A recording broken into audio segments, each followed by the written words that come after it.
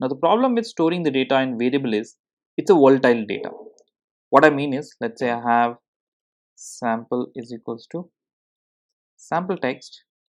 This data will be stored in the RAM, and the moment the program execution is done, that is lost. So if you want to have the data to be available for a later use, then you have to store that onto your hard disk. So that is where we start using files. All right.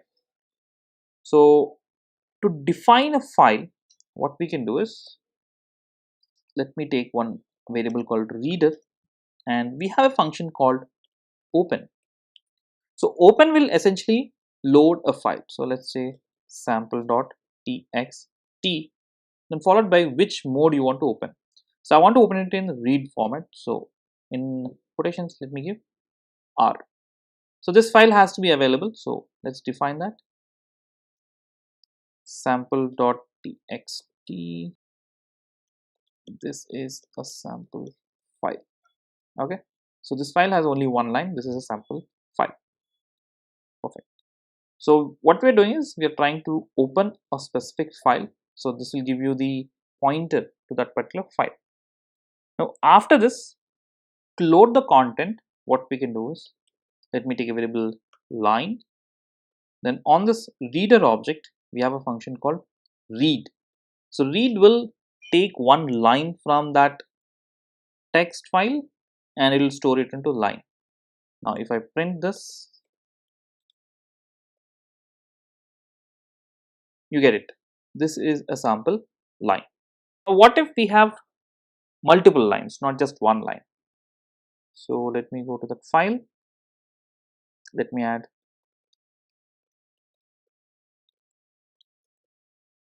Now this file has 3 lines. Now let me execute. You get all the 3 lines. Perfect. Now what if we want to read the text line by line? For L in reader, so it will pick up a line and it will put into L. Then let's print that L. Now because we have read the lines, whatever the data that has been stored in the buffer, that's already gone. So here it won't print it. So if you want it, I'll copy this. You have to open the file one more time and then we can print it. So let's run this. So first let me comment this out and let's run it. And here you can see we are able to read line by line. Now here I am getting one extra line space because of my operating system, but if you are using Windows, then you should get only these lines, no extra spacing in between. Perfect. So that's how you could read all the data at once or maybe line by line using a for loop. Great. Now how do we write the files? So on a very similar lines, let me take some text variable, let's say text as. Okay. Now let me take W. I'll open a file. Let's take some new file, new.txt. As of now, there is no new. So if there's no text file, then it will automatically create. Now we need to give the mode. So we'll give the writing mode, W. And then it basically creates a head up file.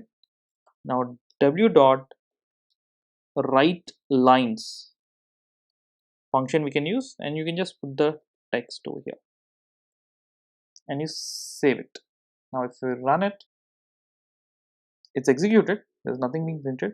But if you look at your directory, there is a new file by name new.txt, and in that file you could see this content is written into the file.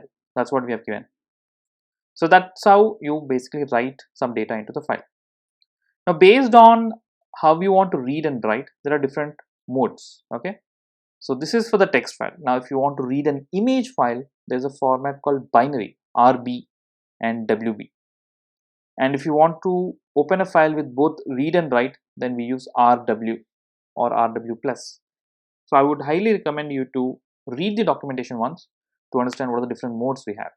But as such, generally we deal with only text files, therefore I'm only stressing on the text files. Now, as a practice, because we are opening the files, it reserves some memory in the RAM. So once your work is done, it's always a good practice to remove that from the buffer. So let me remove the reader dot close. Also we have used w dot close. This will close the file pointers.